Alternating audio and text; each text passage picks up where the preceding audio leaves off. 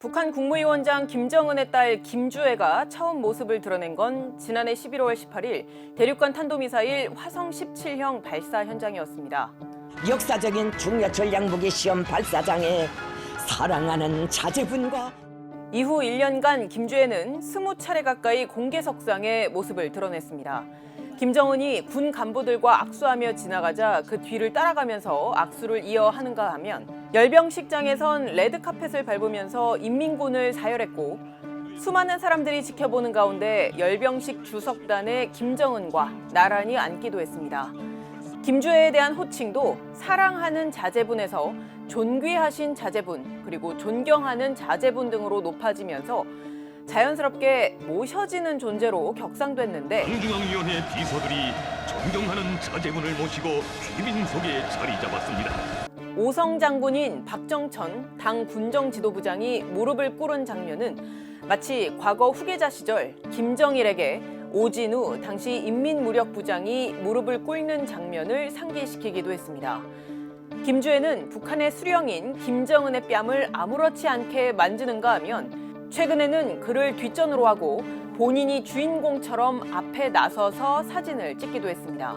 정황상 김주애가 김정은 후계자급의 특급 대우를 받는 건 분명한데 현 시점에서 김주애가 후계자로 내정됐다고 볼 수 있을까요? 일단 정부는 김주애가 처음 등장했을 때 후계자설 가능성을 매우 낮게 봤지만 지금은 조금 달라진 기류가 읽힙니다. 김주애가 이미 후계자가 됐다고 단정하는 건 아니지만 후계자설이 사실일 가능성을 열어놓고 상황을 주시하는 겁니다. 김주애가 김정은의 후계자가 될 가능성을 배제할 수 없다. 네, 계속해서 이제 나오고 있는 행보를 본다고 한다면 그런 가능성도 열어놓고 봐야 된다 이런 생각을 합니다. 조태용 국가안보실장도 얼마 전까지는 김주애가 후계자일까라고 생각했다면 지금은 김주애가 후계자일 것 같은데 맞느냐라고 따져보는 단계라면서 후계자라고 생각하고 검증을 해봐야 되는 게 아닌가 싶다라고 말했습니다.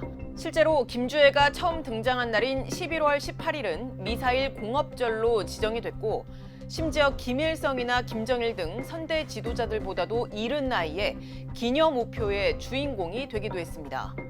지난 2월 인민군 창건 75주년 기념 열병식에선 김주애 백마까지 등장한 데 이어 북한군이 계속 외쳐오던 김정은 결사옹위 구호 외에 김정은의 가족을 결사 보위하겠다는 구호가 처음 등장하기도 했습니다.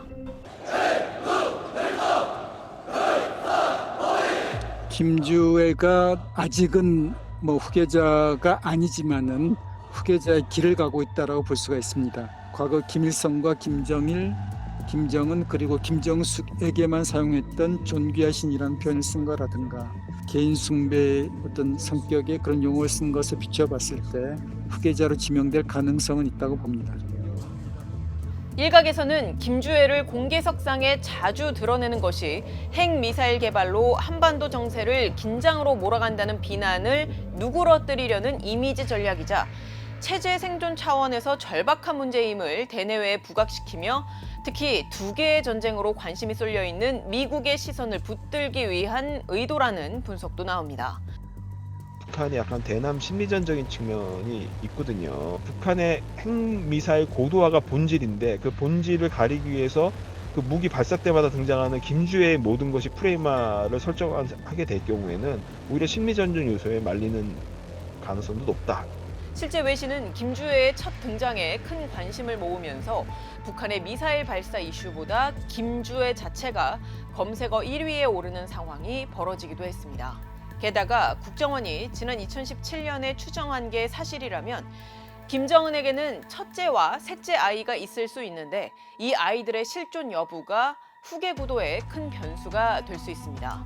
그 첫째 아이가 딸인지 아들인지 이에 대한 의견도 분분해요. 4대 세습은 강력하게 시사를 하는데 진짜 후계자를 감추기 위한 건지 아니면 김정은의 건강에 문제가 있어서 서두르는 건지 아니면 좀 더 부드러운 이미지를 활용하기 위한 정치적 선전인지 이 세 가지 가능성이 아직은 다 남아있다고 봐요. 근데 만약에 김주애가 후계자가 됐다. 결혼을 하게 되면은 그 다음 후계자는 성씨가 김씨가 아닌 사람이 될 수가 있겠죠. 적통의 개념이 사라지게 되는 거거든요. 대를 이어서 혁명 정통을 계승한다는 북한의 논리 자체를 뒤집어야 되는 상황이 되는 거고, 같은 백두 혈통으로서 이미 대내외적으로 많은 역할을 하고 있는 김정은의 동생 김여정의 존재도 북한이 김주애를 띄우는 하나의 요인일 수 있다는 분석이 나옵니다.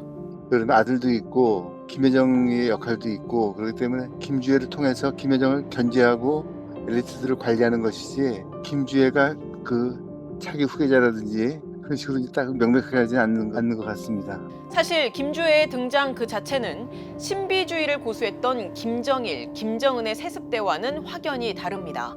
김정일은 32살이었던 1974년 당시 당 중앙위원회 정치위원으로 선출이 됐는데 실제 공식화가 됐던 것은 38살이었던 1980년 정치국 상무위원이자 비서국 비서 등으로 선출된 이후의 일이었습니다.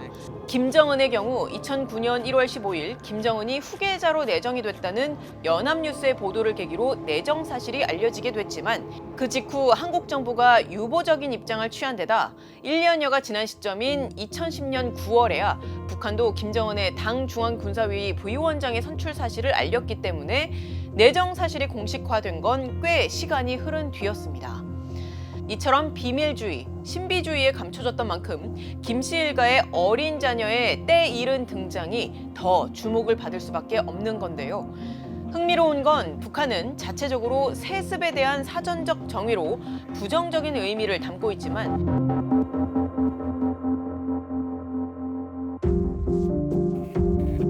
정작 자신들의 사상 초유의 3대 세습에 대해선 정당한 것이라는 궤변을 이어가고 있다는 점입니다. 북한은 수령과 혈연 관계에 있는 걸출한 인물이 후계자로 추대되는 경우 그것을 덮어놓고 세습제라고 악평하려 드는 사람들이 있다면서 이는 매우 비이성적이고 반역사적인 사고라고 주장해왔습니다.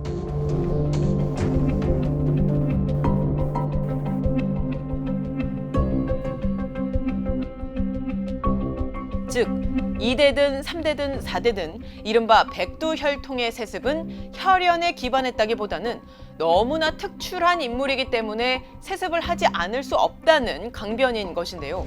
북한은 신분제 사회라서 백두혈통은 사실상 왕족에 해당하고 빨치산 1세, 2세 이런 사람들은 귀족에 해당하고 나머지 간부들은 평민에 해당합니다.